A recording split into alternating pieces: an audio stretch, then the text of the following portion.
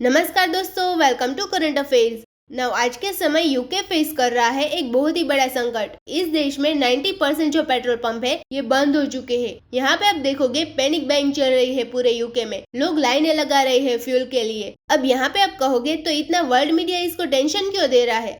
ठीक है, लोगों को फ्यूल नहीं मिल रहा, इससे मैक्सिमम क्या होगा? कुछ लोगों को सहूलियत होगी, मगर दुनिया में और भी दुख दर्द है। देखो, यहाँ पर मैं आपको बता दूं कि काफी बार हेडलाइंस ना जो रियल इश्यू है वो कवर नहीं कर पाती, क्योंकि जब एक देश में फ्यूल की कमी महसूस होनी स्टार्ट हो जाए, जो पेट्रोल पंप है वहाँ पे आपको फ्यूल ना मिले, तो इसका मतलब ये है कि पूरा देश ही धीरे धीरे स्लो डाउन हो जाएगा। और इसका सबसे पहले इम्पैक्ट पड़ता है एम्बुलेंस पर, हॉस्पिटल के वर्कर्स पर, इमरजेंसी वर्कर्स पर, जो आज के समय पेंडेमिक में काम कर रहे हैं। उसके अलावा जो आपके ग्रोसरी स्टोर्स होते हैं वहाँ पे रोज सुबह सुबह दूध, ब्रेड, सब्जियाँ वगैरह ये सब पहुँचती है, तो ग्रोसरी स्टोर में भी खाने पीने का सामान कम होता जा रहा है। ये एक जेन्युइनली पैनिक सिचुएशन है।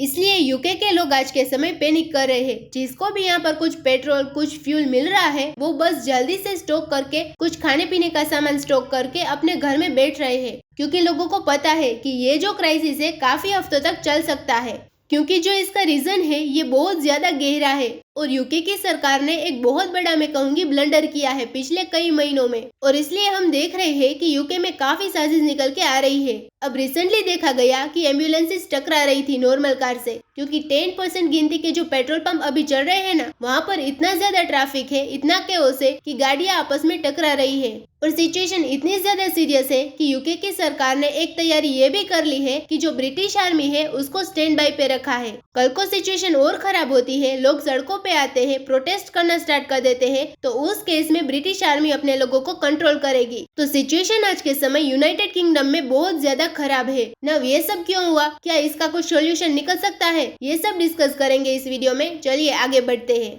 नाउ जो ये सारे प्रॉब्लम यूके फेस कर रहा है आज के समय, इसकी शुरुआत होती है ब्रेक्जिट से। ब्रेक्जिट में आपको पता होगा यूनाइटेड किंगडम ने खुद को अलग कर लिया था फ्रॉम द यूरोपियन यूनियन। अब यूरोपियन यूनियन से जब ब्रिटेन अलग हुआ, उसके बाद इन्होंने यहाँ पर शेंगेन एरिया से भी विड्रॉ कर दिया। अब शेंगेन एरिया क्या है? ये एक बहुत ही यूनिक सिस्टम है जिसके अंडर वीजा फ्री ट्रैवल होता है। शेंगेन एरिया की जो ऑफिशियल सरकारी वेबसाइट है, वहाँ पे आप देखोगे तो शब्द ये लोग इस्तेमाल करते हैं कि इन्होंने इंटरनल बॉर्डर एबोलिश कर दी है। मतलब कि जो भी देश शेंगेन एरिया में आते हैं ना, वहाँ के नागरिक बहुत ही आसानी से ट्रैवल कर सकते हैं, काम कर सकते हैं बाकी कंट्रीज में। अगर उनको प्रॉपर्टी खरीदनी है तो उसका अलग प्रोसेस होता है, वहाँ पे टाइम लगता है। मगर शेंगेन एरिया से आप कह सकते हैं ऑलमोस्ट पूरा जो यूरोपियन यूनियन है ये एक सिंगल कंट्री ही बन गया है। नाउ यूके ने जब खुद को पुल आउट कर दिया इस एरिया से, तो यूके में एक बहुत ही बड़ा सवाल यहाँ पर ये खड़ा हो गया कि यूके के लिए जो बहुत सारे वर्कर्स आते थे, प्राइमरीली ट्रक ड्राइवर्स, अब वो कहाँ से आएंगे? क्योंकि जैसे ही यूके ने शेंगेन एरिया से विड्रॉ किया, तो बहुत सारी जो वर्कफोर्स है जो यूरोप से आती थी यहाँ पर काम करने के लिए, उन्होंने कहा कि ठीक है, हम भी यूके को यहाँ पे छोड़ के जा रहे हैं। और धीरे धीरे यूके की जो कंपनीज है वो यहाँ पर फेस कर रही थी वर्कर्स की शॉर्टेज।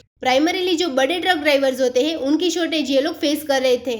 30 अगस्त से ही आप अगर देखो तो यूके की कई कंपनीज थी, इन्होंने सरकार को चिट्ठी लिखनी स्टार्ट कर दी थी कि देखिए प्रॉब्लम्स आएगी इन द फ्यूचर, हमारे पास इतने ड्राइवर्स अभी है नहीं, और अगर सिचुएशन ऐसी ही रहती है तो इन द फ्यूचर यूके के लोगों को काफी प्रॉब्लम झेलनी पड़ेगी। सरकार ने यहाँ पे ये सुझाव एक कान से सुना और दूसरे कान से निकाल दिया। यूके गवर्नमेंट ने जो भी यहाँ पर कॉल्स थी न्यू वीजा इस पॉलिसी की, ये रिजेक्ट कर दी। कंपनीज बोलती रह गई कि ठीक है, शेंगेन से बाहर निकल गए, मगर टेम्पररी बेसिस पर एक पॉलिसी निकाल दो कि यूरोपियन यूनियन के लोग आराम से 2 साल के लिए फ्री वीजा ले सकते हैं यूके में काम करने का। इससे कुछ वर्कफोर्स तो बनी रहेगी। मगर यूके की सरकार ने यहाँ पर कहा कि नहीं, इसका रीजन ये है कि अभी के लिए यूके में जो पॉलिटिकल पार्टी पावर में है, कंजर्वेटिव पार्टी, इन लोगों ने ही ब्रेक्जिट को प्रमोट किया था, तो अब ब्रेक्जिट हो गया तो इनके लिए बड़ा एम्बेरेसिंग हो जाता कि ब्रेक्जिट करने के बाद ये ऐसी 2 साल की वीजा पॉलिसी निकाल के लाते। इससे लोग ही पूछते इनसे, अगर ऐसी पॉलिसी निकालनी थी तो ब्रेक्जिट किया क्यों था? तो पॉलिटिक्स के चक्कर में यहाँ पर यूके की सरकार ने ये सोचा कि अभी के लिए अगर थोड़ी बहुत प्रॉब्लम्स आती भी है तो उसको झेल लेंगे, हमारी खुद भी बहुत बड़ी एक आबादी है।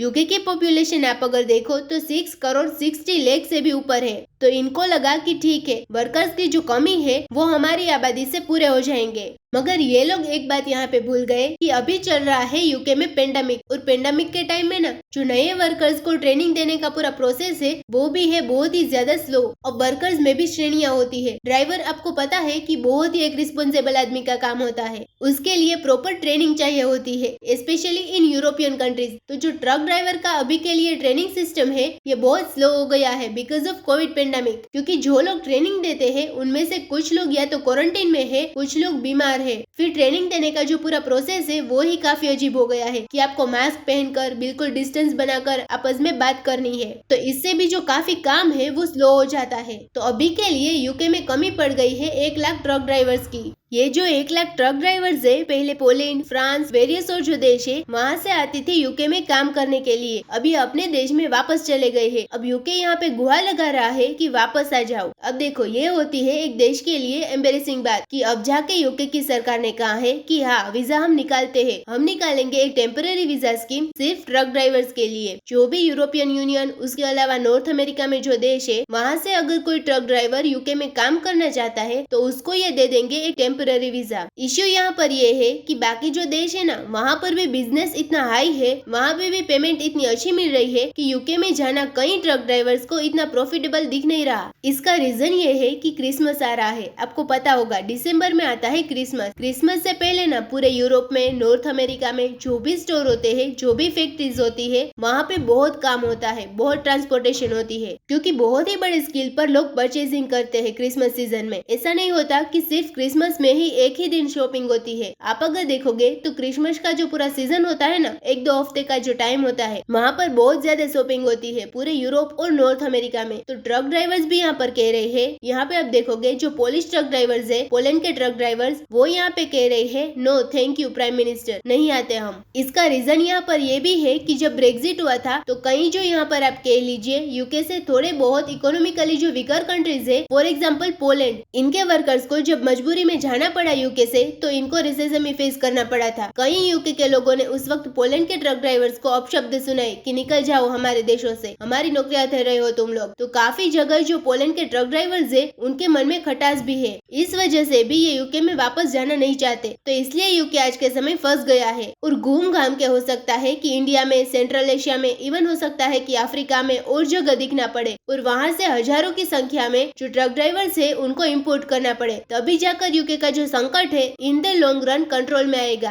क्योंकि क्रिसमस तो लोग यूके में भी मनाएंगे। ये बहुत बड़ा इकोनॉमिक चैलेंज है यूके के लिए कि आने वाले 1-2 महीने में किस तरीके से ट्रक ड्राइवर्स को लेके आएंगे और अपनी जो सप्लाई है फ्यूल की, ग्रोसरीज की, इसको वापस रिस्टार्ट करेंगे। और इसलिए आर्मी भी यहाँ पर स्टैंड बाय पे है कि एक टाइम पे अगर मान लो कि ट्रक ड्राइवर्स नहीं आते, जो अपने आप में बहुत बड़ी प्रॉब्लम है, तो हो सकता है कि आर्मी का ये जो ट्रांसपोर्ट इक्विपमेंट है वो ही यूज करना स्टार्ट कर दे UK for the time being. तो अगर ये होता है तो it will be a sight to see. और इस सब से हमको ये पता लगता है कि ये कंट्री में लीडर से अगर मिसमैनेजमेंट हो जाए तो किस तरीके से पूरा देश यहाँ पर सफर करता है। तो इसी नोट के साथ वीडियो करते हैं खत्म। उम्मीद है यहाँ पे आपको काफी कुछ जानने को मिला होगा। Thank you for listening.